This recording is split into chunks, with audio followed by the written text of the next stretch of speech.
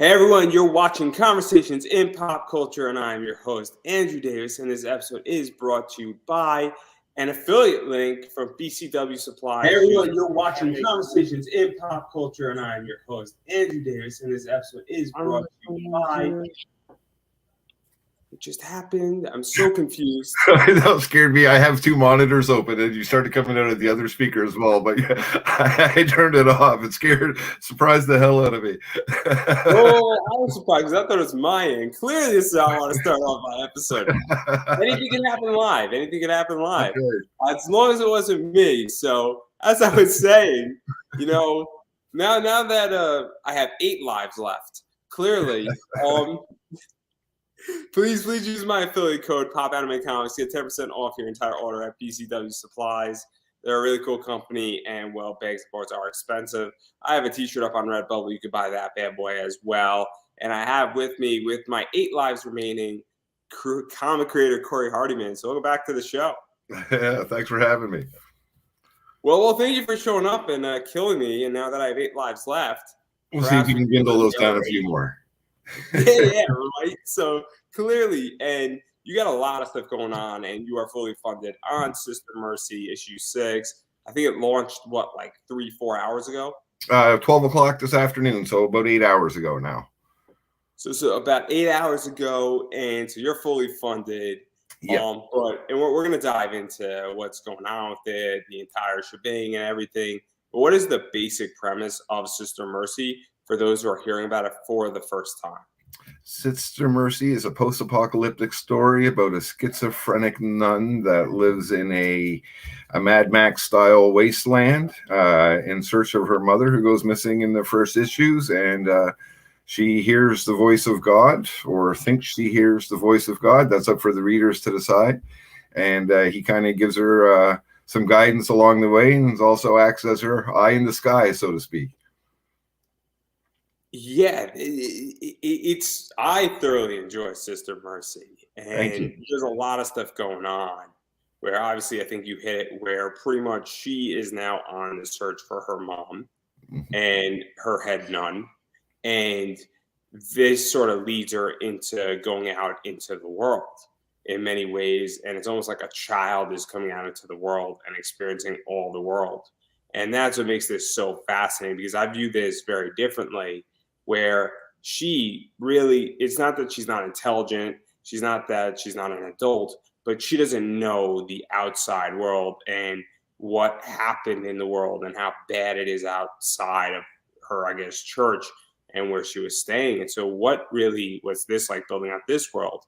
Because we do get to see her evolve in a very dramatic way through the first 5 issues. Well, she has an eidetic memory, which is revealed in one of the later issues. So it's she has memories of everything she's been exposed to, and she's read a lot of books, which by this time are ancient. But her actual life experience in the world is limited to what she's read and what she's learned from her, divine interactions. So yeah, she's going out into the world pretty fresh and new, and unaware of all the dangers that are out there, but more than prepared enough to handle them. And in the last, try not to give away spoilers, but a lot of the mother storyline was a little bit resolved in the last issue, and now it's coming on to the conclusions. The first 4 issues created a lot of questions, and the second 4 issues, and this one being issue 6, are answering those questions. Yeah, and even we're going to get into that because this is actually super fascinating. But even going into that, because obviously she is well prepared with knowledge, but she almost does get raped. And in issue 1, sorry, I'm giving a spoiler. And it's then pretty early on. It's not that big of a spoiler. I could ruin way more, everybody. I could ruin way more. Okay, it's like page 5. That's right. So if I ruin the book for somebody here, I apologize. Sorry, deal with it. But what was this like? Because because she is in a church and she is practicing and she is a nun, and I don't know much about nuns and their code, but I would imagine that a nun is usually not a killer. And so what was that like? Because that is fascinating. that she's now coming into this world and she does become a killer and she has to fend for herself and she has to defend herself because that's a very untraditional role for a nun. Right. Usually you view a nun as a healer. You view a nun as somebody who is sort of, I guess, speaking through God to somebody and comforting them.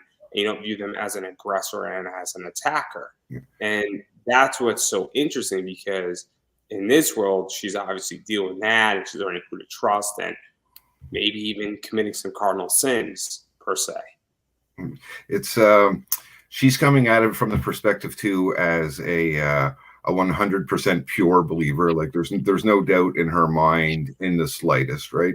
And it's not just based upon her biblical belief, having with the eidetic memory, she knows every word on every page, but backed up with the divine voice of God, which is reassuring her and passing along more information. And if she encounters a situation which may be, decisions she may want to make may conflict with what the Bible advises, she's got the overall voice above that could override that if she needs it, right? So there's a few examples of that actually early on where she tells God, I don't want to lie. And he says, I know, but you have to, right? And which is something you wouldn't really expect something like that in the Bible, right? So it's sort of, and again, it all comes back to, is it really God or not? But again, that's for the readers to decide.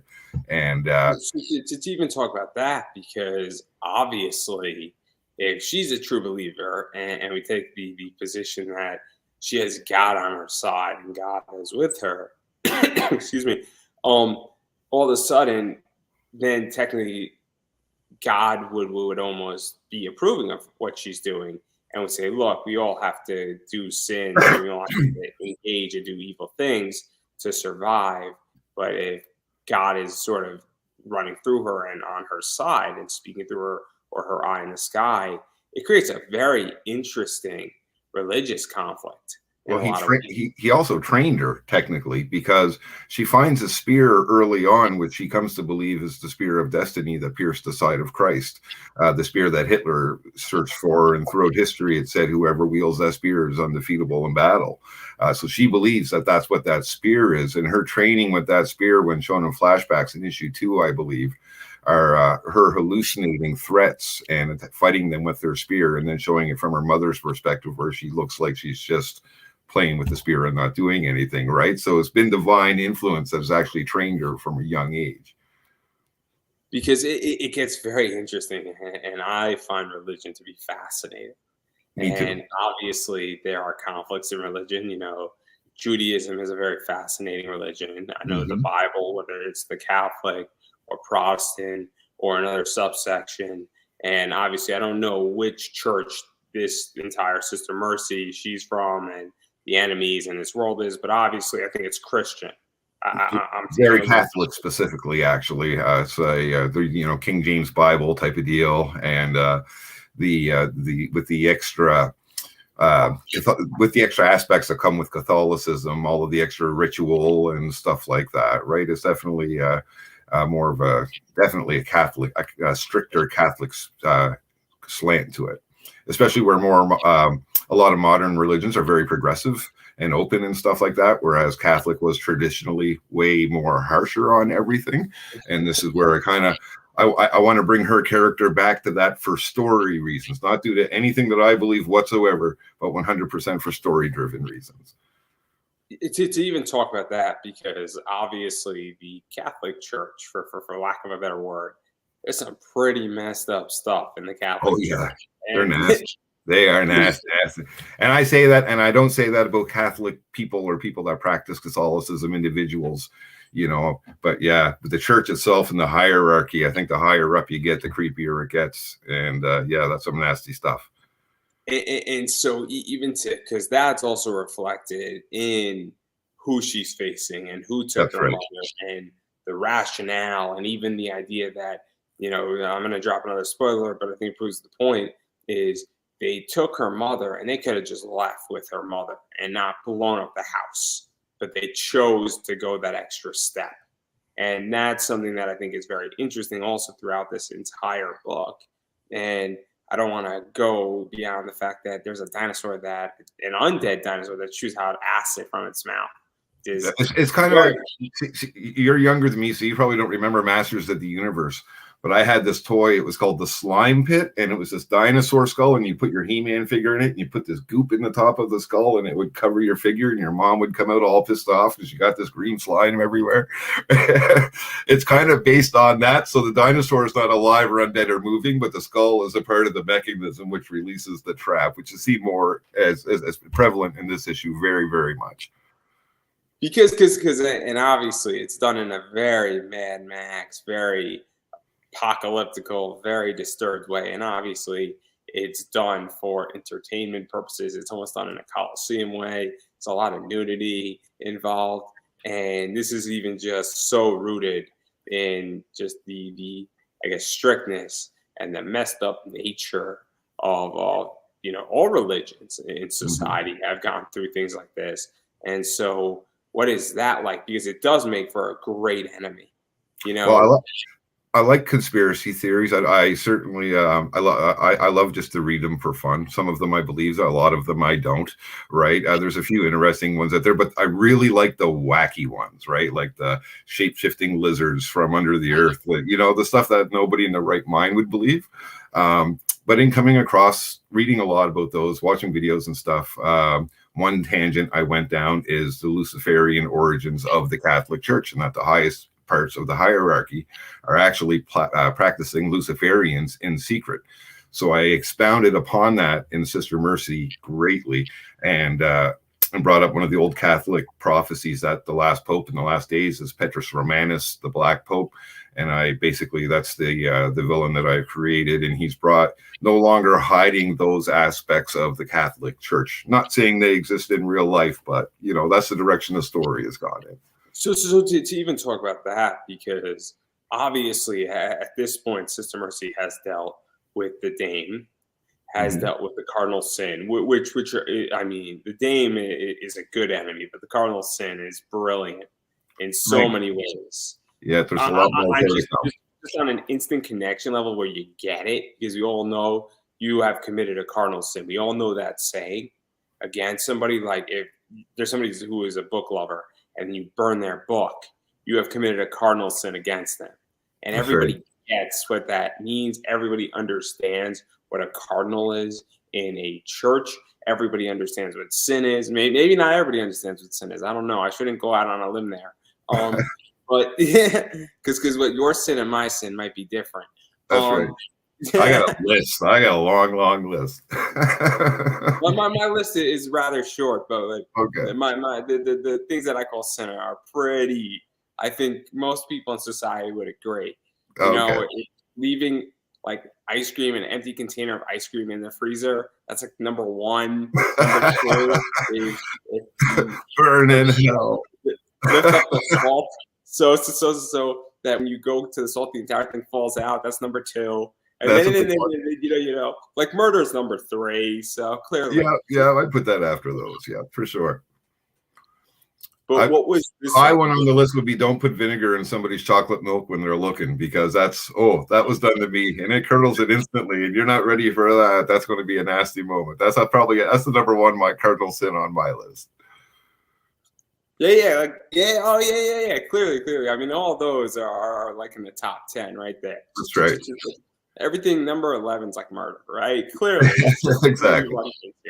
But getting back and jokes aside, one of the things that I think is fascinating is that obviously Sister Mercy has now dealt with two of the enemies that the church has sicked on her, and she has dealt with them in her way. And obviously now issue 6 is she's at Kingdom Come, the island essentially, and she wants the Black Pope. And she's basically getting to the stage right where she now is like, I'm going to tear this city apart. And I may or may not have God with me, but I want the person who has made my life a living hell to pay.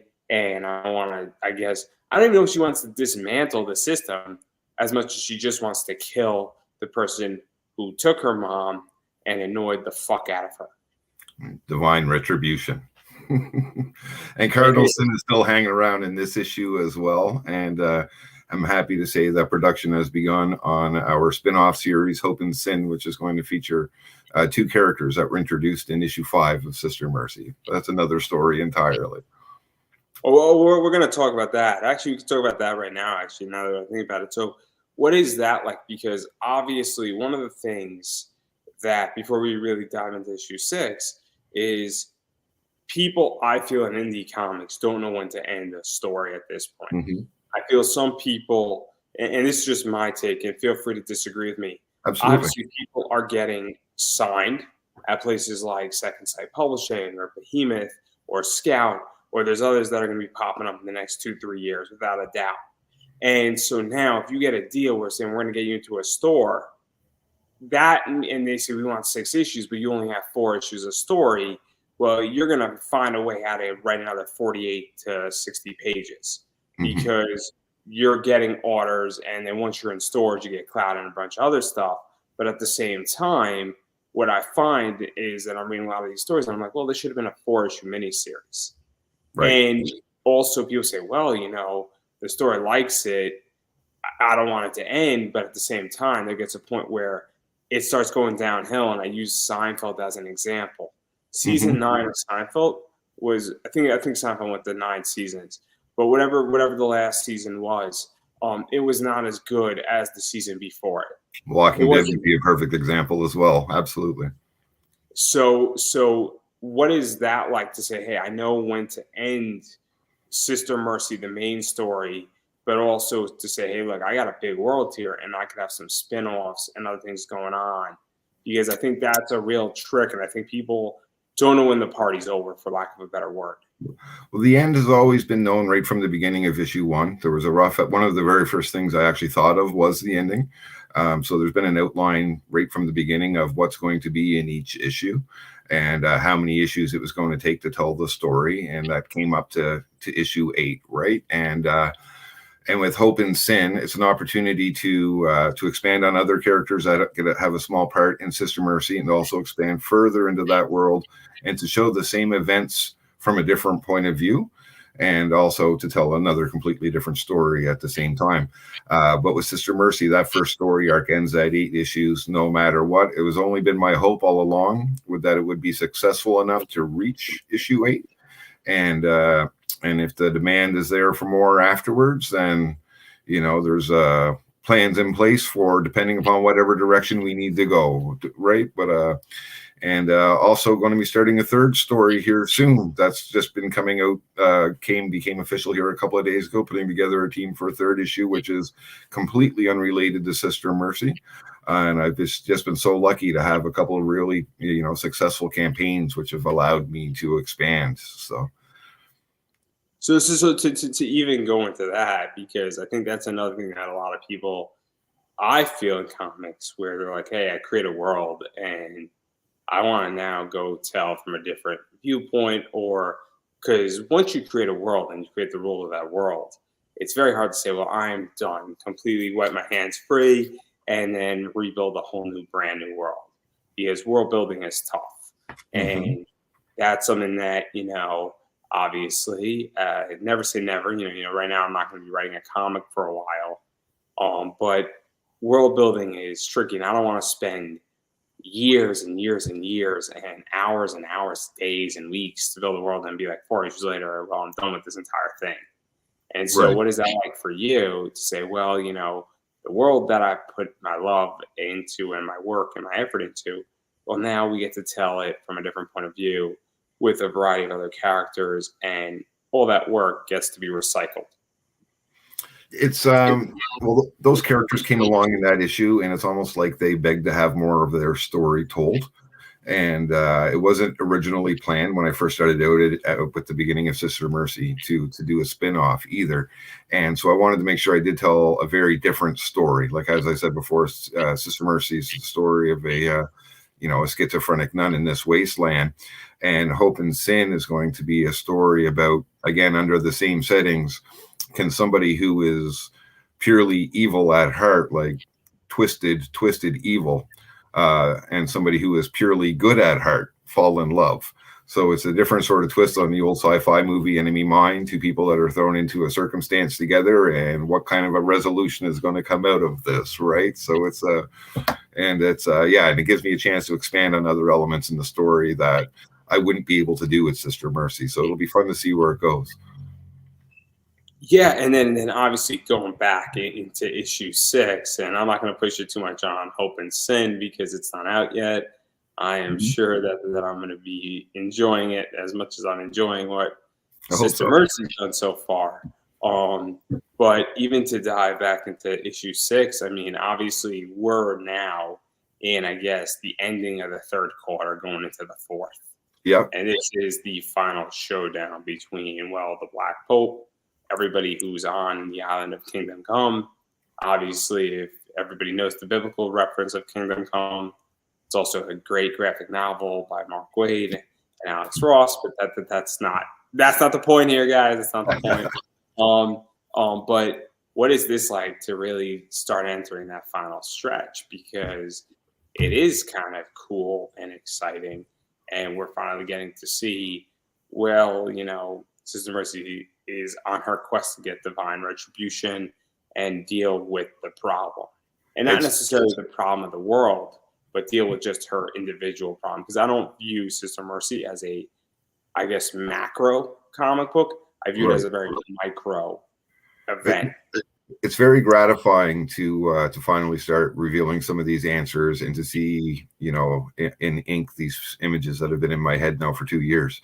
And, there's, and just to wait for the feedback and to see what the readers think, and especially with some of the twists that are coming up, and 2 words that are probably very, very overused in modern day multimedia, but subverting expectation. I didn't necessarily want it to be the classic hero fights the villain, and villain starts out on top, beats the hero down, hero gets the second breath and pulls the win out of nowhere. You know what I mean? Like, I wanted to avoid tropes.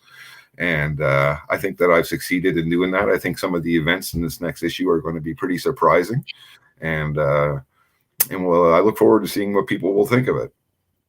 So to even talk about that, because obviously I appreciate when things don't go according to plan, right? I'm a big wrestling fan, and it's nice to see Face, after 6 months of chasing a title, win the belt, and it's expected. And that's sort of fun, but it's also awesome when the bad guy wins. I don't know if you watch WrestleMania, you know what happened, but obviously WrestleMania was on April 2nd, April 3rd, and Charlotte Flair beat Ronda Rousey, which was a big shocker. The last WrestleMania I seen had Ultimate Warrior in it, if that tells you anything. So, but I'm making a point. Yeah. This where it was not expected that Charlotte would retain. Okay. And that's why I was like, man, that shocked me. That was nice to see something not go the way that everybody thought it was going to go. Everybody expected the main event to go a certain way, and it did. But it's also, and it was a trope, but it's nice when tropes go wrong to some degree because they are overplayed. And I'm very curious because you read a lot of indie comics. I read a lot of indie comics. I read a lot of comics every year. And I can almost now, like 90% of the time, say we're going A, B, C, and D. I have a harder time with manga. But what is that like? Because I think people are getting sick and tired of it. And I want something fresh. I want something original. I want something to shift things up. And I am curious, like, how do you sort of shake the bottle up and then see where it all lands? Because it is tricky at this point. Yeah, it is. I'm trying to think the best way to answer that. It's without giving away too much. It's you don't even have to give away too much, but like even the idea, because I'll further sort of explain my thought process a little, because I think it's really interesting. Because when I read a book and I see a book where Black Pope steals Sister Mercy's mom, the natural conclusion is that they're going to face off and one of them is going to kill the other.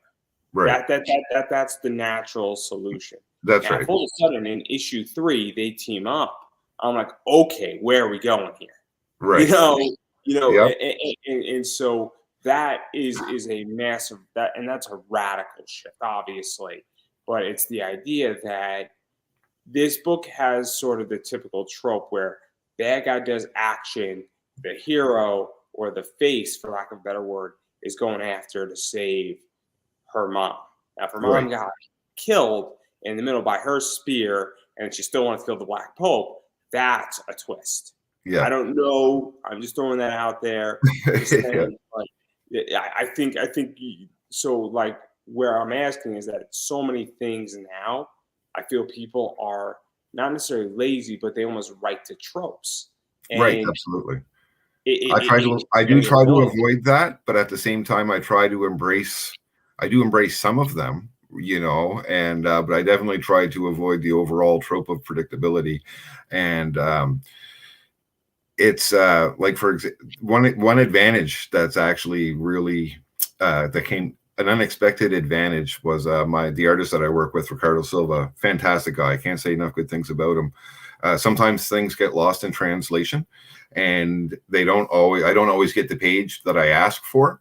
But rather than ask him to make changes, which will put the project back, a little bit of time, I can usually rewrite the story to adjust for the page. And there have been several times where the page wasn't what I asked, but I liked it a lot, and it actually sent the story in a little bit of a different direction. So I had to take the scripts and rewrite them to account for that. Right. So there are certain threads that pop up all along that are going to get resolved here towards the end that people may not even realize they were threads when they were dropped. And it's yeah, and it's fun, like I said, and it's I've been writing for a long time. I love to write, and I love unpredictability, and I'm just really hoping that the readers love what's coming as well. And I think that issue 6 is starting to set up that it's not quite going as people would necessarily expect it to, because this ending that's coming up over issue 7 or 8, I cannot be more excited to see how they look on paper, to write them. It's going to be just the most fun ending imaginable. But that's not here yet. But we're getting close to it now, so I can really start thinking about it a lot more. Yeah, because obviously one of the things and the biggest complaint, and the reason why I bring all this up is that people view Batman and Marvel and DC all predictable, and Mm-hmm. that's why there's a massive shift in indie. I feel at the very least, That's why I and love indie as well. but I'm also now getting to the stage where I'm looking at people's projects. I'm like, man, I know how this is going to end. I know exactly how this is going to end, and I feel that indie is about to have a big problem where I think that they're going to become what they despised. And I really think it's coming. And I think that there's actually going to be a shift backwards. And I don't think it's going to happen tomorrow.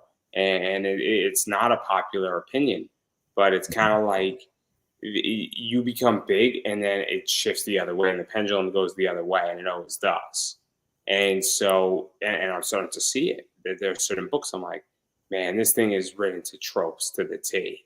Oh, And the person who wrote it doesn't even realize it. I'm like, I legitly read a book 4 years ago that was this book, and not your book, somebody else's. And so, like, that's why I'm finding this to be so interesting, because obviously when I'm in the game, I don't know, I might write a book completely to trope if it's going to make me money too.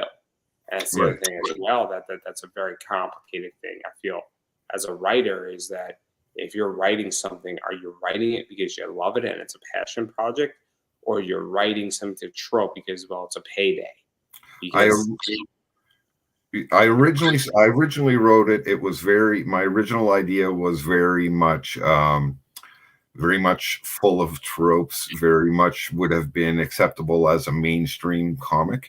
When I realized the first issue with the first campaign wasn't doing well and I had to add some nudity to it, I didn't want it to be pointless nudity. I wanted to work it into the storyline. So I wrote it through the entire script and gave it purpose.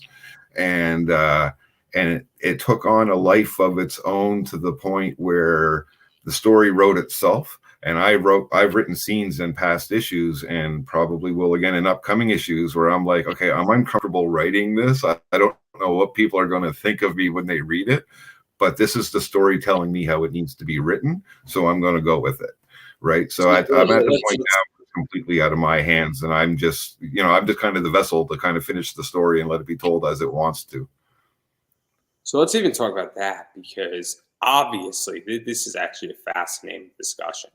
And I actually wrote it in my notes too to talk about this purposely. I knew we were going to get here. I knew it.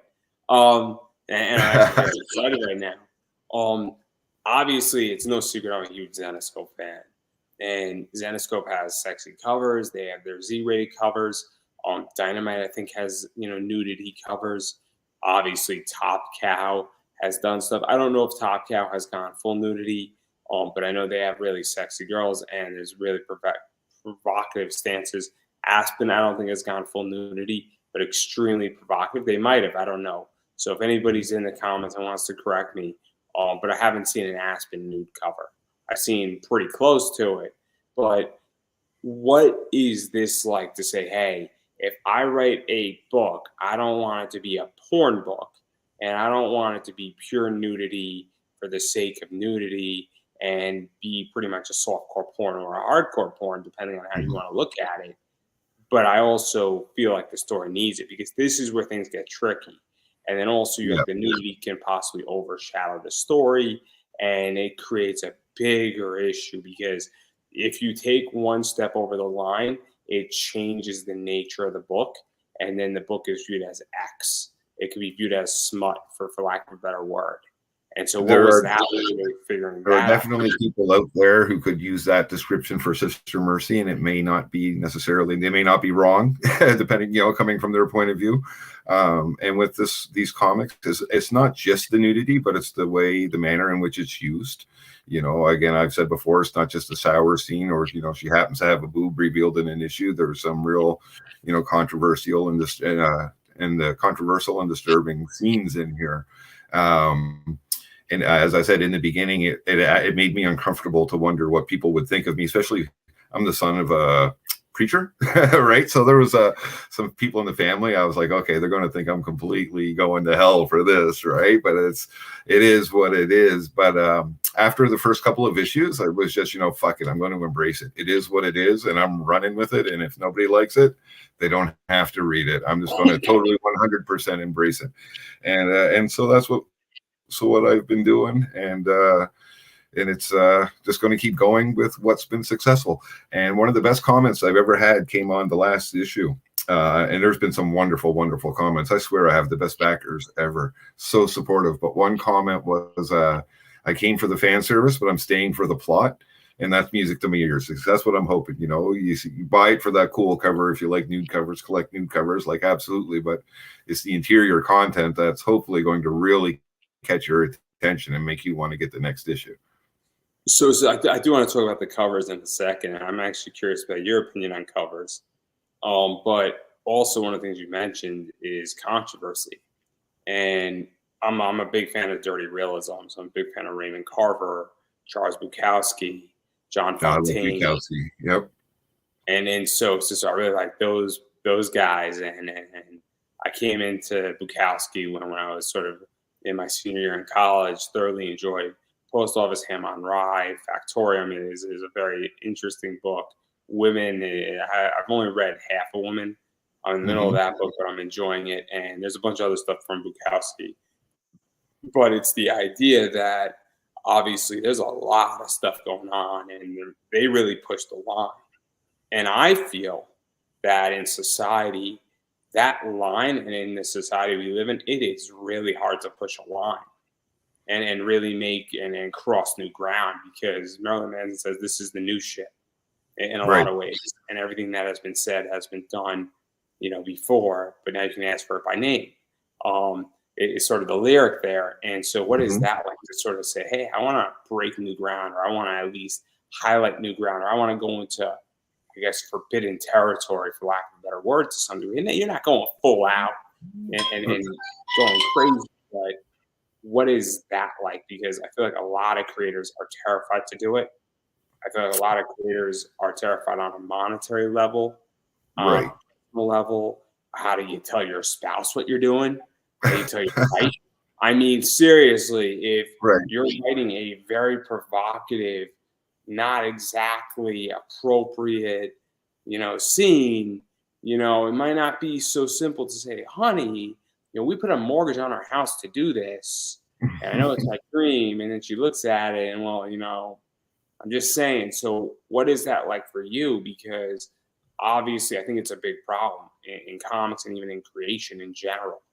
Well, Yeah. I love those moments. It's my girlfriend has been with me since the beginning of Sister Mercy, and she's very much a normal person, not into comics or anything like that. And so when I think of a particularly disturbing scene, I'll go running out into the kitchen and I'll tell her, and her face is usually aghast, and she's like, "What is wrong with you?" And I'm like, "Perfect, that one's making it into the comic. That's the reaction that I wanted."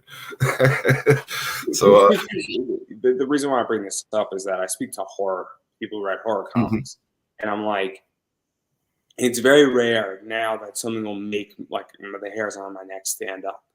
Where there are things that are scary, but I'm like, how can we push this line? Because fear is absolutely subjective too, because for some people, you have saw a body horror type of stuff, which is very, very disturbing. Whereas other people, they would watch something like 48 hours or whatever, not 48 hours, sorry, the one about the buddy that was stuck in the cliff for 2 days or whatever it was, and they could find that to be the scariest movie ever. So a lot of that comes down to individual taste. I like shock horror, big fan of Marilyn Manson. So I'd like to think that some of my scenes are very, very shocking.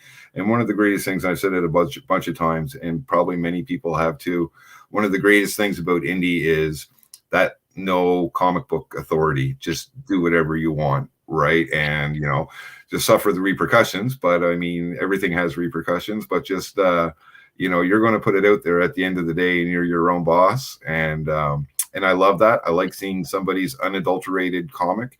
I'm a big fan of Flesh-Eating Cheerleaders from Outer Space. Fantastic comic. And it's you don't know what you're going to get every time you turn a page. And it's like, oh, you're never going to see that in a Marvel or a DC comic. Not anytime soon. Yeah. That is true. And you don't know what you're never going to get or ever going to get from an indie book. And obviously, there's the good and the bad, where there's some really amazing things. And obviously, I think you said a lot of things, but also I'm curious because I've been the victim of people who don't know what the fuck they're doing on Kickstarter. Oh, me too. I've been where the concept is brilliant, but the execution was horrific. And there are people who should know how to do this. There's more than enough, materials out there to help somebody. And well, somebody's just a bad executioner, or not an executioner, executive. I'm thinking too much the Spanish Inquisition right now. Clearly, you know where I never expect the Spanish Inquisition. What is that like? Because I do think, and I'm actually curious about your opinion on this as well. What is that like? Because while all that is fantastic with indie, there's a lot of problems with indie comics. And for however many good creators there are and people who do a good job, I feel there's just as many bad. And I understand that somebody says, oh, my book, I'm 6 months late. Well, 6 months late on a book is a problem. And then on top of that, you're launching another book too. And my understanding of Kickstarter, and I didn't know this until I ran mine, is that you got to check off all the boxes saying you're fulfilled before you can launch another Kickstarter. That's right. I don't have my book. So explain. Not you, but metaphorically. Right. And so where I'm at is that's a problem that I'm now learning with Kickstarter. And this definitely affects who I back, how I back, and why I back. And I've been burned by the same creator 3 times. 3 outstanding projects. So I mean, I guess that's on me for falling for it more than once. I think I backed him 6 or 7 times altogether and got the first couple, and then he went off the rails. And the comments, he's getting roasted hard, and rightfully so. I know who this is. I know who this is. Right? Yeah. So is it Velvet? Is it Smooth? I don't want to say any names, but yeah, I think you're probably right. And I just don't want to. I don't know. I've been very lucky so far as to always fulfill everything ahead of schedule. And this one here is the closest I've ever run a campaign to the completion of another one. Some of the last packages just went in the mail, I think 2 weeks ago. So I wouldn't have started this if there was still outstanding packages. I was waiting on some artwork from Brazil. So the last 10 packages were a little bit later than the other ones going out. But no, I think it's despicable when somebody does stuff like that, or very misleading campaigns as well. I've backed what I thought were comics just to get 4 or 5 page pinup of sketches, right? And or 4 or 5 page comic book full of sketches, which was with a very nice cover, but no interior content whatsoever. So now I'm looking at I want to see some interior content now before I back, usually, just to get a bit of an idea. And and some definitely a wide variety. And I've backed some disturbing ones. I've read some comics and I thought, wow, I thought I was writing disturbing stuff. Like this one here is like, wow, his mom is going to slap him if she reads that. Like, wow. I've read some disturbing things, and they were mainstream. I just read the Black Dahlia comic on Comixology. That thing was fucked up. Oh, okay, I've never read that. Oh, brilliant book. Right I mean, probably in my top 30 for this year alone. Easily. And about the Black Dahlia and the entire thing in California. Oh man, brilliant! It's such an interesting thing. I don't know if you know who the Black Dahlia is. On the periphery of it, and I'm not overly familiar. It's a serial killer thing, isn't it? Nobody knows. It's the Black Dahlia. It was a victim. Basically, her lower half and her interior half were put together in the middle of like a highway in California. Oh, wow! Really disturbing book. Okay. And it's the thing, and the reason why it's the Black Dahlia because she had like a glass ghost smile, sort of like carved in, and that's kind of what this spun out into.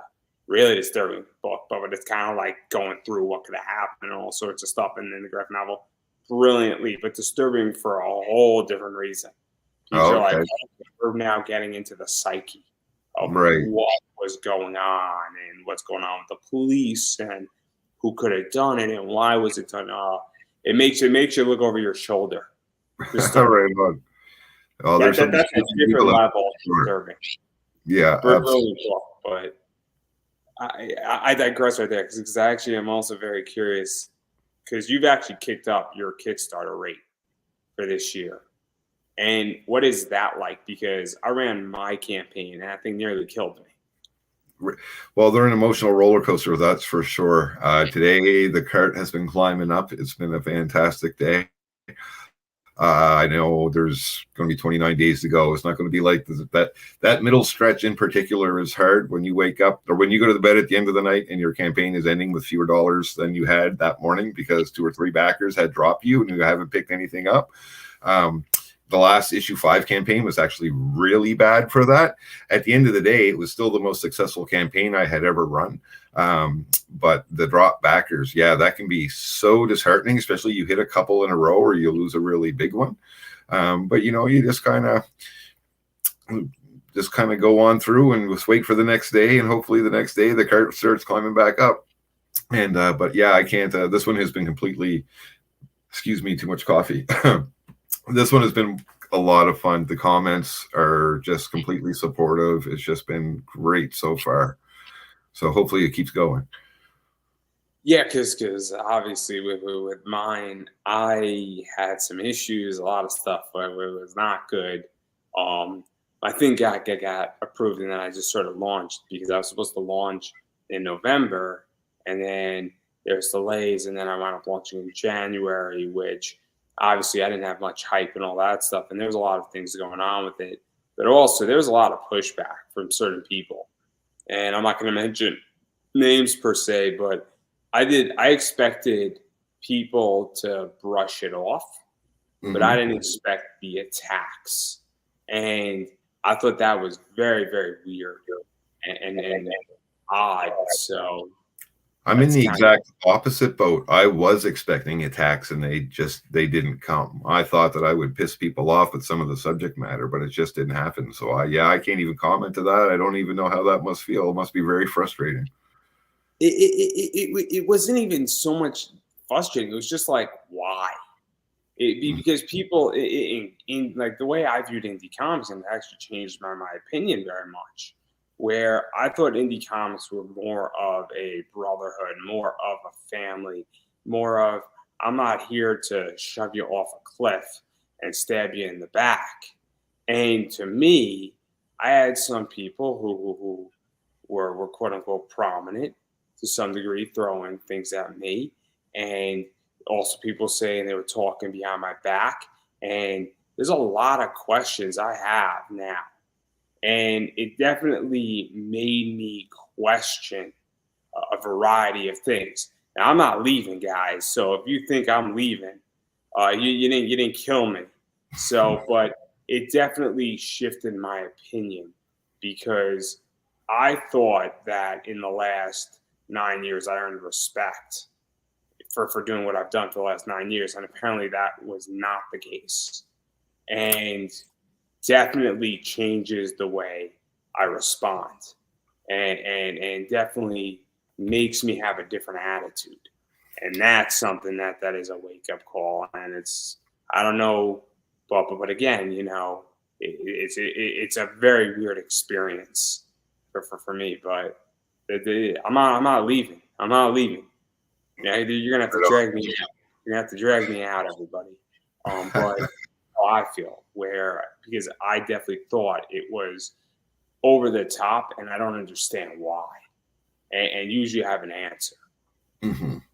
So, but I digress right there, where it's very interesting because I'm now starting to, but I understand the entire emotional roller coaster, and very weird experience. And this is why I'm so curious now how people's experiences are going because I don't know if anybody in comics or even anybody close to indie comics or even related had a similar experience.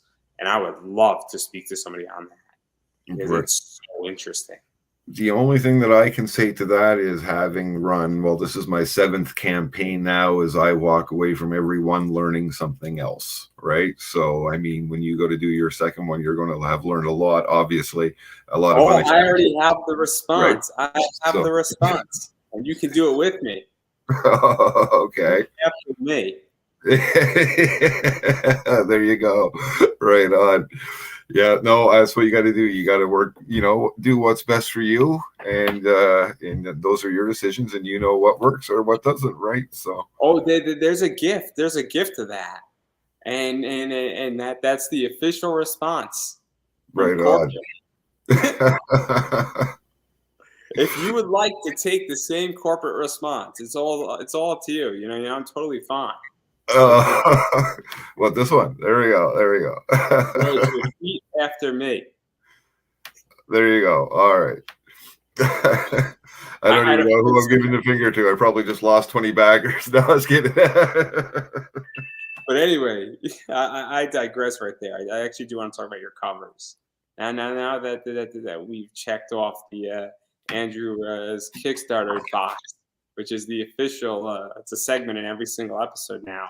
I do want to talk about your covers because, and I actually am curious about this because I'm a variant guy.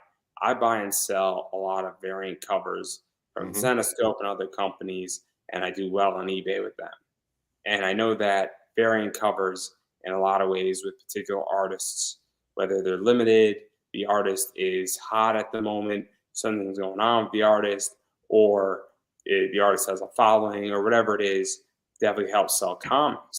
So what is this like for you? Because there's been a massive shift now where it used to be stories sold comics. It used to be artists who were working on the book sold it. And now there's a lot of people who say, look, I'm interested in just the cover art. And I'm interested, you have CB Zane on a book. You have Mike Chrome on a book. You have a Steph Wilson. These are people, obviously. Steph Wilson was, I think, issue 4, I want to say. 3, I believe. Oh, wow. It's been a while. Yeah. The question remains the same: is that what is that like for you? Because you must know that some half of your backers minimum are coming because they just like a particular cover. Like this Yep. looks cool. And then the other half now might be there for the story or something else, including the cover. But then also, I would imagine you're hoping that somebody says, "Hey, I see this CB Zane cover; it looks awesome, and let me actually read the story now too." Yeah, it's no, I've never had anybody specifically say they had been buying it for a cover. I have a ridiculous amount of return backers, which makes me hopeful that they're here for the story, and obviously they're going to choose the cover that they like. Of all the campaigns I've done, these I think these are the best covers we've rolled out as a whole. Right, we've had some beautiful, beautiful covers in the past, but as a whole, I think all 5 of the covers this time really, really knock it out of the park. And I like to have a revolving door of guest artists every issue. So just to help to see different artist interpretations of Sister Mercy, and also to expose myself to their following. Right. So this time around is my first time working with CB Zane, Gat Melvin, Mog Park, Vin Zeltab, and oh man, they've really, really nailed some beautiful, beautiful covers. And the CB Zane cover is just going right off the charts with the backers. It's definitely very, very popular, but they're all going great. A lot of them are being chosen. We'll take one and take another one as an add-on, right? So but it's definitely fun seeing different interpretations. I think that's the greatest thing about working with that wide variety of artists. Because I mean, I'll be very honest. Where I saw your Sister Mercy, and I'm like, oh man, there's a Steph Wilson there, and I like Steph's work, and so I had no idea what Sister Mercy was, and I'm like, oh cool, I know who Steph Wilson is. His art is New School Pinup, and I'm like, okay, what's this book? And obviously, covers definitely help and make people stop. It's the same thing in a comic shop. You go into your comic shop, you're looking at all the books on the wall. You know what you're saying. Hey, I'm interested in comic book A, lack of a better word. But then you say, I got $10 in my wallet to spend on whatever I want. What cover looks cool? Is sort of what happens in a comic shop, and that's how I am on Kickstarter. I'm like, what cover looks cool, or what cover is paying homage? I just backed a book, and it was an Akira homage cover, and I'm like, well, I love Akira, so I'm like, cool, this makes sense. And it made me stop. And so that's why I asked, because I think that covers definitely really help. And there's been, in my opinion, a big shift where there are Kickstarters that I don't even look at the Kickstarter story. I look at the art and the cover, and I have no idea what's going on.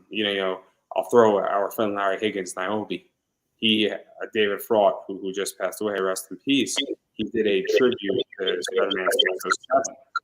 And I love Spider-Man 607 by J. Scott Campbell. And so naturally, I love that cover. Is that the one with Mary Jane sitting on the couch with the mug? I think that's 601. Oh, okay.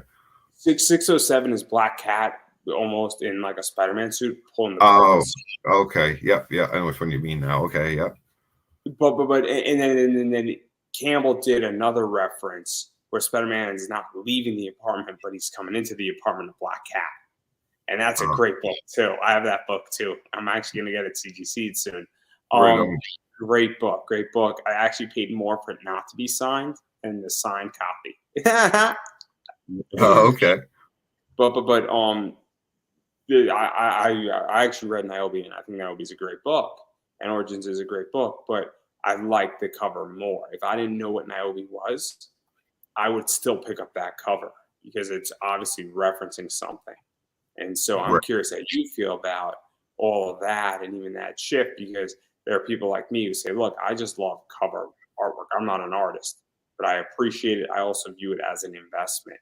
And so I'm very curious how you feel about that, because I produced a podcast on Kickstarter. I haven't done a comic yet. Right. If I do a comic, I'm going to have a bunch of variants purposely. And I'm going to have homages and certain artists because I know they're going to sell the book. It's yeah, what we like to do, what it's evolved to the point where I always want to have back issues available for new readers that are just coming in. So usually the standard and the nude variant, we try to make those available into perpetuity. But the variant covers are for the people that back that campaign. So they're all going to be a very, very limited print runs. And for the most part, they're probably not going to come up again unless, with the exception of, if I may use a second artist, we'll use Steph Wilson as a perfect example.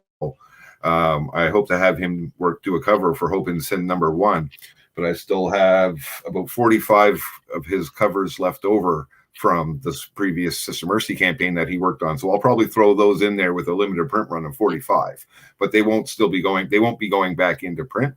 So all of the variants that people choose are pretty limited. And as for homage covers, we haven't done any yet, but there will be one for Hope and Sin. Nothing has necessarily jumped out yet for me as an idea for Sister Mercy as an homage cover, but we'll wait to see what happens. I have a few ideas for you. All right. I'm hoping with Hope and Sin, I want to do an Enemy Mine homage cover. I think that would actually be pretty cool. But you're too young. You probably don't even know what that movie is. I don't. I'm 29. I don't know what that movie is. So. See, this shit. Dennis Quaid, fighter pilot, fighting an enemy race, shoots down Louis Gossett Jr., who plays the enemy, and they both crash land on this alien planet, and they're arch enemies, but they have to work together to survive and become best friends. It's a retelling of that old story about a Japanese and American fighter pilot that crash land on an island in World War I, right? It's basically that concept. Enemies becoming close friends. Oh, I see. So it's not... Well, in this case, they become very, very, very close friends. in my story, is what you're saying. What's that? It's not Cobra Kai with Daniel and John becoming close friends. But it is badass. Oh my God! There's so many jokes I can make, but I'm not going to. This is not the Oscars, guys. Clearly. Right. I mean, we can play rock, paper, scissors, shoot if you would like. Yeah, that's right. No, we'll pass. We don't know how that's going to turn out. I mean, it could be a very open situation. This is what happens when I don't have official sponsors on my show. This is exactly what happens. Watch this. It's gonna be like the highest rated show ever. Like for the millions who are watching live. Podcast of the year. Oh, step aside, Joe Rogan. Step aside. Right? Spotify will be ringing you up tomorrow. I'll pay Spotify instead. That's how this will go. That's what I do. It's on me, guys. It's on me. Spotify's on me. If I come to Spotify, it's on me. Is all I'm gonna say. But I do want to actually show the covers because I think they're really cool. So this is the Black Pope. He's very dastardly in this cover.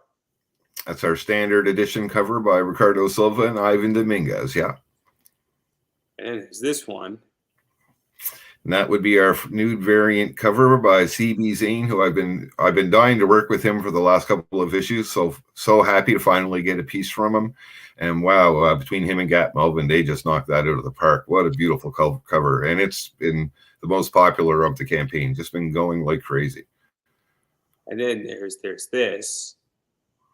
And that is, personally, one of my all-time favorites right there. I didn't expect, that's my first time working with Finns, and I didn't expect something of that quality. That's just, absolutely love that. And then I don't know if this is the final. You have the, that's from when the preview page that I sent you. I have an updated version of that in the campaign now where it's all colored and everything like that. Yeah, I've been busy. I have like 4 months. So yeah, there is a colored version of that, and it's I'm not going to try to pronounce Giuliano's last name, but it's him and Lunyo Alves, and that's the first time we've ever done 2 nude variant covers. but that second one will only be available for this issue. And then I don't think that cover E by Mog Parks. I don't think I have that one either. Okay, yeah, that's the last one. And again, Mog Park and Chris Chua colored it, and Mike Bangison, I think she said, did the layout for it. And again, another beautiful cover, like just absolutely fantastic. I noticed Mog Park. I had Mog Park on with Rob and Latari talking about Snowfall, and Snowfall is a fascinating book, and Mog Park is a big Lone Wolf and Cub fan. Oh, okay. Yeah, she's great. She did an excellent cover. Again, another perfect example of a miscommunication with an artist. Not at all what I asked for, but I'm so happy with the final product that, far from complaining, like just absolutely loved it. And then you've also, because I don't know if you did this on issue 5, but, and correct me if I'm wrong, but I think you've entered the metal game. Where this is my first time doing those, yeah. So what is that like? Because obviously Zenescope has done metals, Brian Pulido does metals, a bunch of other companies do metals. And at this stage, people say print is dead. I think traditional view of print is dead. I think things like spot foils, I think things like having a leather cover, which is old school Lady Death. I think, having full foil. I also think the idea of having a metal, which is, as I stated, Zenescope does a lot of metals. What is that like? Because it also is a collector's item in a lot of ways. It's perceived value, and it's also somewhat different on how you do a metal and even what it means. And also there's fewer metals usually. Yeah. It's completely new territory to me. This is my first time ever doing any sort of specialty cover of that sort. The printers that I deal with sent me a couple of complimentary back issues done in metal just to show me what they would look like. And I was so impressed that I had to set them up for this upcoming issue. So I have them set at Who's your printer? Studio Comics press in Kitchener, Ontario, and they actually sent me these. I'll try to cover up the little bit of nudity, but there's a gold, probably, not very visible on here, gold metal cover of issue 2, nude variant, and they did a platinum metal cover of the issue. Where are we at here? Issue 4. So it's hard to tell on the screen, but they're beautiful. And we're trying the CB Zane one as gold metal and the Vinzell Tab one as a platinum metal. Both of them limited. I was about to ask how you're doing gold versus platinum, because obviously there's all sorts of different ways that metals are done where, it's like a metal sheet. Zenescope doesn't really do it like a gold platinum. They do a few gold platinums, but most of it is sort of silver metallic-y versus, and I guess platinum for lack of a better word, but that's what I was curious about because that's fascinating. Yeah. And they also gave me the option of combining them, which an Electrum, which was but for the colors on the CB Zane cover would look great as a gold metal, and the same with the Vinzell Tab as a platinum. I think those are the colors that would suit each of those covers perfectly. And then also, what is this like? Because at this point, you now have run really big campaigns, and I think issue 4 did really well, and I know issue 5 did over 20,000. Right? Yeah, everything since issue 3 and above have all done over 20,000 Canadian. At the last one, issue 5 was the first time it went over 20,000 American. I think it ended up at 26 something Canadian. And it's been great. Each project's growing a little bit more than the last one, and I'm just trying to keep it fresh and try new and different things. Like I said, so this time with the metal covers, and who knows what's going to come across the board for issue 7, issue 8. I've never heard of a leather cover. That sounds fascinating, right? So I'd love to do some real different collectible covers. That would be awesome. I mean, this is old school Lady Death. Like they like Brian Pulido, Lady Death did a leather cover, and he did like 10,000 of them. See, after issue 8, I'd like to do a hardcover, and that would be nice to have a really leather bound hardcover. That would be really. We're talking like almost like your old like journal that was like a leather cover. Like you can feel the leather, and it's so weird, and it's just like it was like $1 in $1, but I'm like, done. Like, oh yeah, that's an awesome pickup for sure. The entire bin was like old 90s, and it was all $1. And this guy brought it in. I'm like, oh my god! Like, you could tell that this collection was cherished and loved. Like, I could feel like the guy soul in like these books. Like, Wow. it was a collector's paradise. He had stuff from like Sia Ohm. He had stuff from Aspen. He had Shrug. He had like, like Aspen appreciation books. And Okay. we're talking like all like the early like 90s and late 90s Top Cow stuff, and then we're talking about like maybe like early Aspen with Michael Turner around, and like, oh my god, like some of like this stuff was fantastic, and I didn't even know what half this stuff was. I'm like, man, this is cool stuff. So Right on. That's awesome. best comic book story ever. But and then obviously going further into everything, obviously people can pick things up digitally. Whether you want to pick up the regular edition digitally, you could pick up the entire series digitally. You could pick up the nude books digitally. All covers, the standard covers, I think can be done physical or nude at this point. You can add in any which books you want. So if you have issues 1 and 2, or you have issues 3 and 4, you can pick up 1 and 2 and 5 and 6, as add-ons, I think, or any combination of any which way you want, as well as there's some commission stuff by Ricardo Silva. I think you could pick up the graphic novel as well at this point. Mm-hmm. And then, I think there's 2 commissions left. Those were limited to 10. I think eight of them are gone last time I checked, but it's climbed up quite a bit in the last hour, so I don't know if they're even still available. Excuse me. And then obviously poker chips, and then like a whole set of poker chips, and then obviously coaster set, and pretty much anything you want you can get. I'm sure that if somebody wants something from Sister Mercy that is not here and they reach out to you, they could pretty much figure out, if you have it, you could figure 100%. Out a tier to sell to them. Exactly. And I mean, you have some Steph Wilsons left over. I'm not going to put you on the spot, but if somebody wanted a Steph Wilson, there's probably a way that you could do it on Kickstarter or off Kickstarter at that point.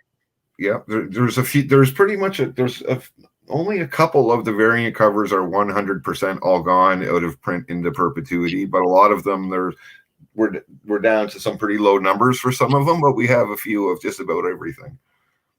And so if you want something, that Steph Wilson book is a really good book. It's a nice book. It's obviously sought after. I showed it when I was speaking with Steph about a month ago, which is cool. Right on. Horrible things about Corey, though. Horrible things. Corey apparently is very difficult to work with. Corey doesn't know. He does not appreciate Steph. Corey needs to rebook Steph. Blah, blah, blah. But, all the fun stuff and the horrible things we spoke about you. That's awesome. Steph is great. He's a real pleasure to work with. I look forward to having him on Hope and Sin #1. At some point, I will have a Steph Wilson cover done or an art piece done, because I would love one. I got no problem paying him, and it'll be a fun one. And I'm gonna let him do what he wants to do, but I want him to draw a guy, not a girl. Oh, okay. Wow. I don't know if that's sort of his wheelhouse. I don't know. The circles go in a different place. Right. You might be okay. You might be okay if it's like Bitch Tit Bob from Fight Club or something. I just want to bring a challenge in. That's really what I want to do. Like, right on. No. He will draw me a sexy girl. He'll draw me like a luchador, because I think that'll be fun. Okay. Yeah, that's great. An attractive like lucha, wrestling girl. I think it could be a lot of fun. I don't think he's done one of those. No, that's right. Absolutely. I'm sure he can do it. No doubt about that.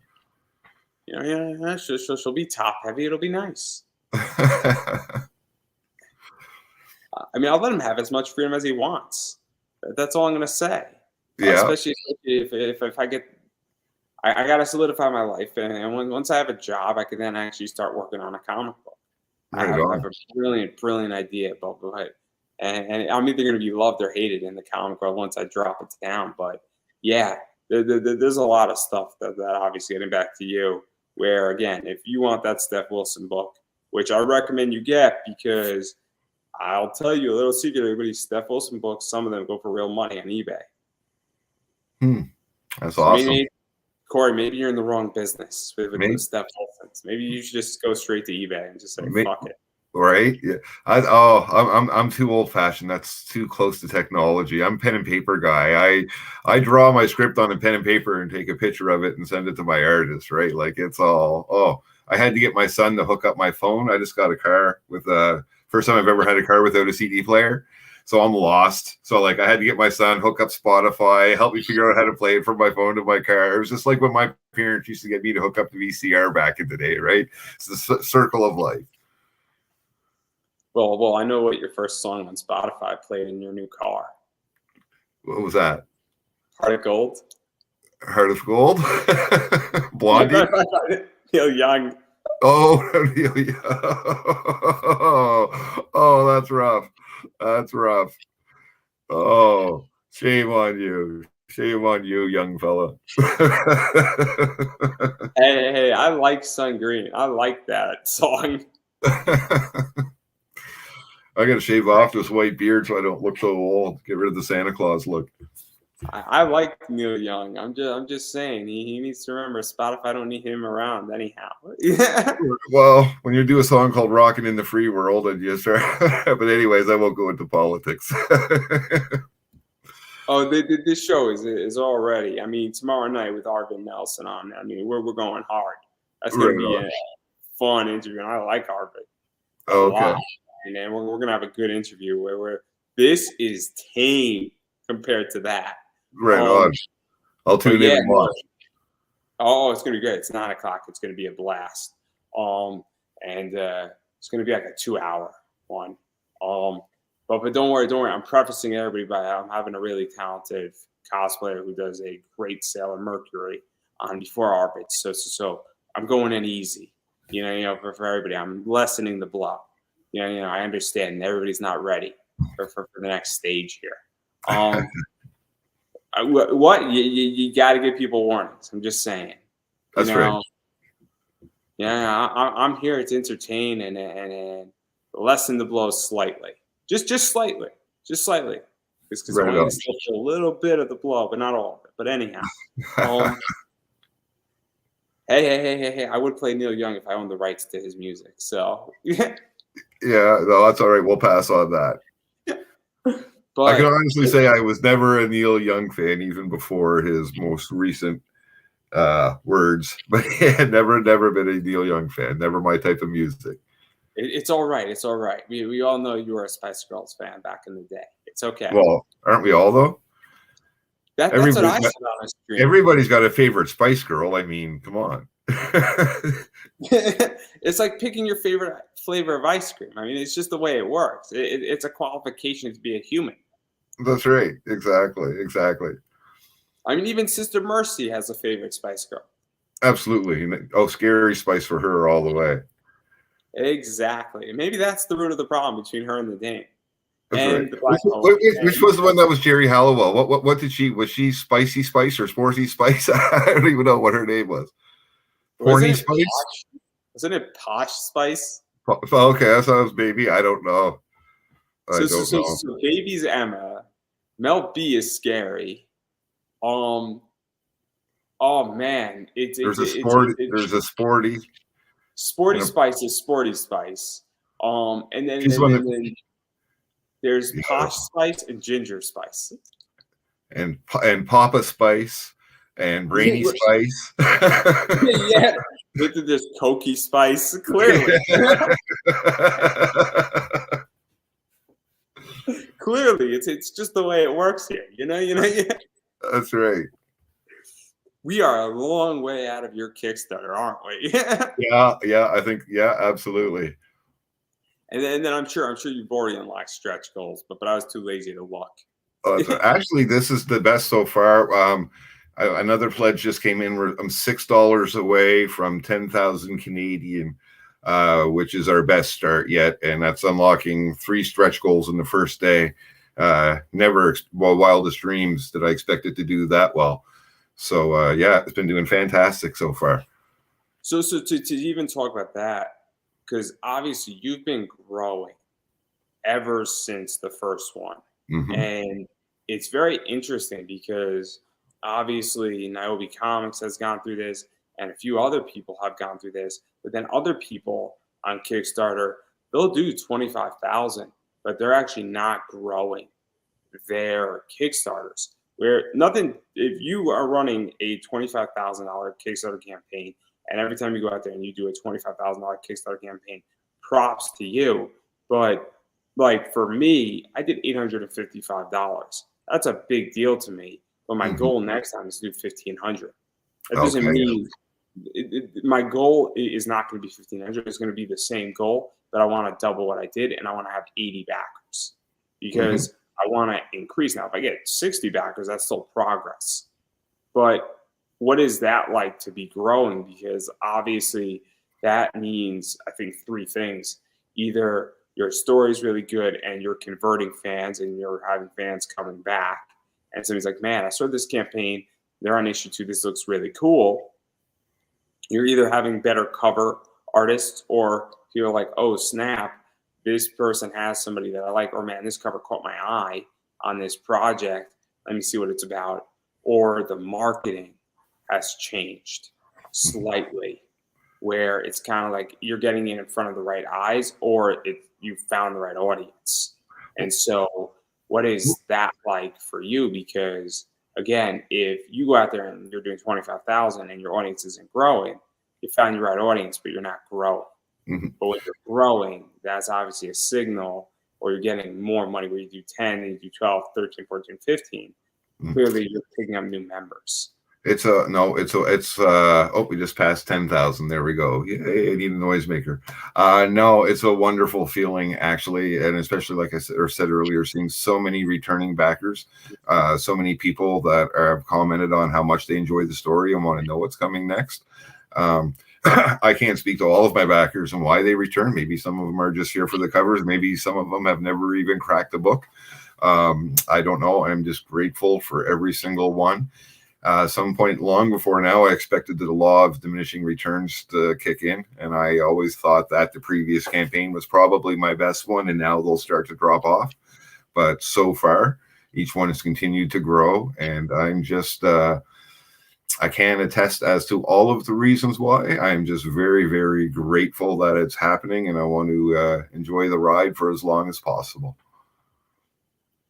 Yeah, no, it's fascinating, and obviously, I see things that are going on and people who are building things up, and then things are very interesting. And obviously, I also have a different perspective because running my own campaign has given Mhm. me insight into certain things and other things. And I get it. I'm a podcast, so it's a little bit different than a comic, but I think it's very interesting, that entire realm. And so I was actually super curious because I like to spot trends Mhm. before they are noticeable. And there are a bunch of people where 3, 4 years ago, a lot of these people were barely making 5, 6 grand, and now they're doing 20,000, 30,000, $40,000 campaigns. And it is a very fascinating journey to watch as a spectator. And I I can't would love imagine. to be able to say it's because it is so well written. Everybody just keeps coming back. That's what the answer I would love to give. But I honestly, I hope that's why it is. But So I really don't know at the end of the not, day. not, not, not to put you into something, but I'm actually curious about your answer to this question as well. Where do you also think that the big two, and even places like Image and Dark Horse and Titan, and a variety of other places, IDW, I'm going to say something and it's a little mean, have sort of become stale and they sort of suck? Do you Mhm. think that's also why people are doing really well on Kickstarter? Is that it's not, it's also the environment, I feel, where that's part of it because a bunch of people say, look, I am so sick of Batman. I'm so Mhm. sick of Iron Man. I'm so sick of the reboots. And I'm so sick of having books where every 40 issues, Batman gets killed. 2 issues later, he's back and nothing happens. And do you think that's also part of it? And not necessarily for even Sister Mercy, but for comics collectively. and indie comics. For me, as a comic collector and reader, absolutely, I tested that 100%. I've always been a very, very devoted Marvel fan. I read a little bit of Batman growing up, but I've always been very, very much about Marvel. And that being said, some of the stuff that they're putting out today is really, really good, though. The current run for Moon Knight is one of the probably top 3 Moon Knight runs of all time. Absolutely love it. I can't recommend it enough. Jed McKay is doing a fantastic job.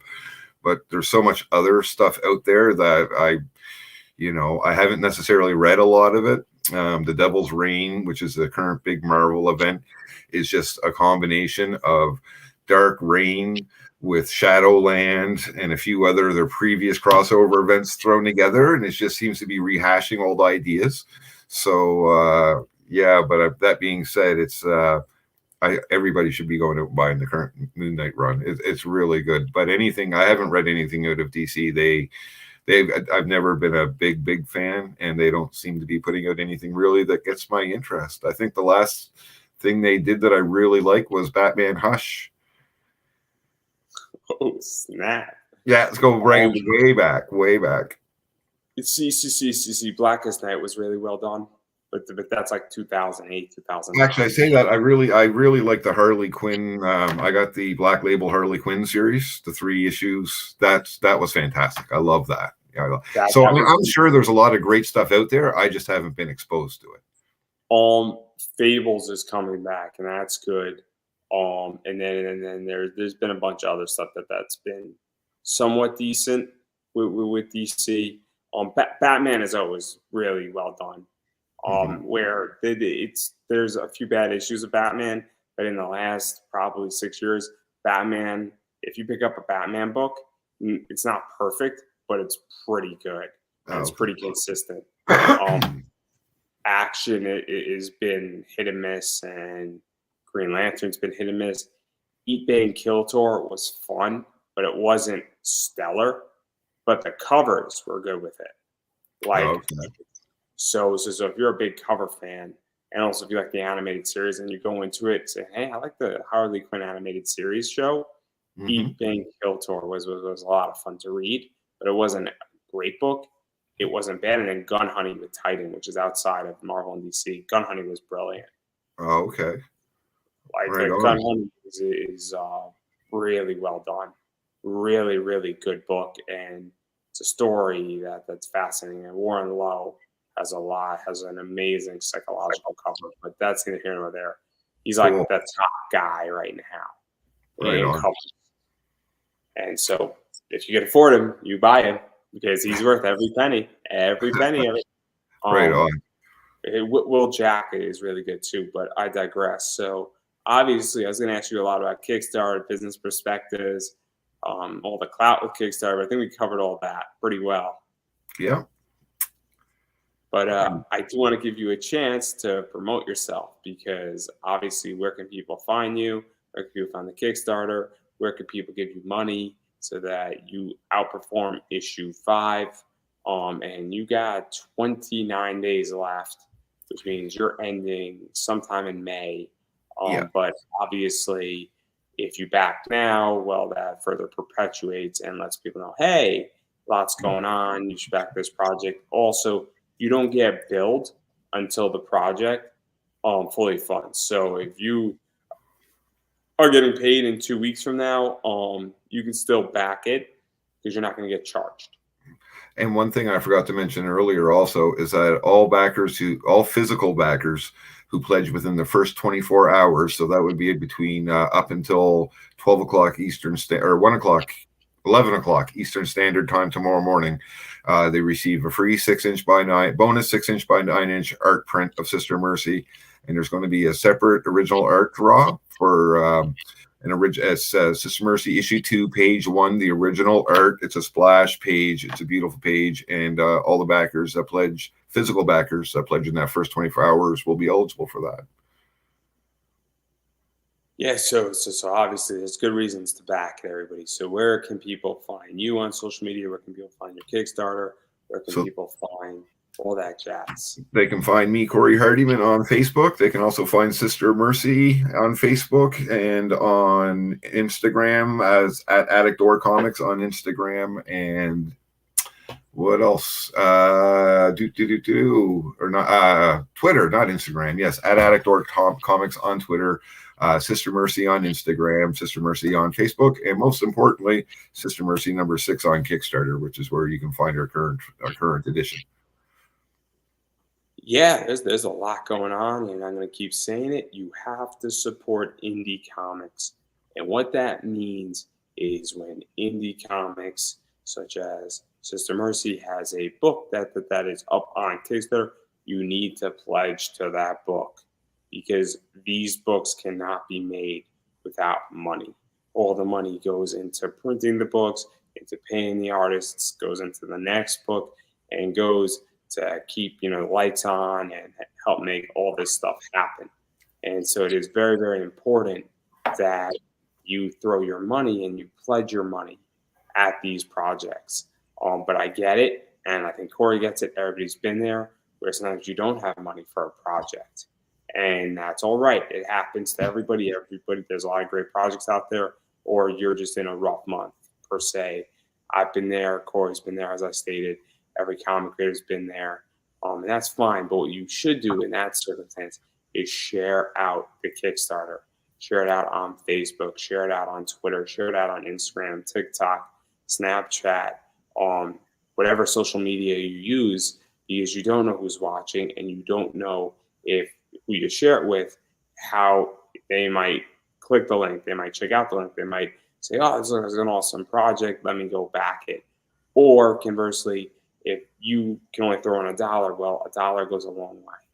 And if a lot of people throw in $1, all of a sudden, if 100 people throw in $1, it's $100 to that project. So even you might say, oh, I can only afford $1, it goes a long way. So that's something that I really recommend that people do. And if you do back it, share that you actually backed it, because that actually lets people know, saying, hey, I believe in this project, that I'm willing to put money on it and pledge to it. You should too. So that is very, very helpful. So I recommend people do that. And on that note, I'm going to promote myself because I might as well. Obviously, I have a T-shirt out there, Redbubble, so it's in the description up above. I will quickly show that awesome T-shirt right here, because it is Tuesday and I do like tacos. It is Amro Ray, and it is referencing Fallout. It's referencing Taco Bell, the most interesting man in the world, and Gundam. So if you're a fan of any of those 4 things, buy my shirt. It's Redbubble in any color you want. It can be yours. It's like $23, guys, and all the money from that shirt goes to help make this show happen. And then also I have these up on my eBay store right now. I only have 40 of these left. It is limited to 121. These are the remnants from my Kickstarter. And my guest after you actually got one of these. So it's very cool. So you can go buy that metal card. I also have a limited 50 metal card of a big-titted psycho killer type thing. She's fully clothed, but she is very attractive, and you just don't want her stabbing you at night. So you can buy that one. That one is $15. And it is limited to 50. And I am in the process of creating some more metal cards, depending on how well these sell. So obviously, if you like what you see, go buy it. And yeah, all the money goes into this show right now. So I appreciate the support. And as well as follow me on social media, Pop Anime Comics Facebook page, Twitter, Pop Anime Comics, websites, Pop Anime Comics, Facebook, if I didn't already say it, Instagram, Pop Anime Comics. And that totally follow me, hit me up, bother me unless I owe you money. And if that's the case, I'm going to quietly walk away as if I broke something in a store. So on that note, I'm going to give you, Corey, the final word. Just thanks for having me back on again. Thanks for everybody that watched, and hope to see you in the campaign. And I don't think I could have said it any better myself.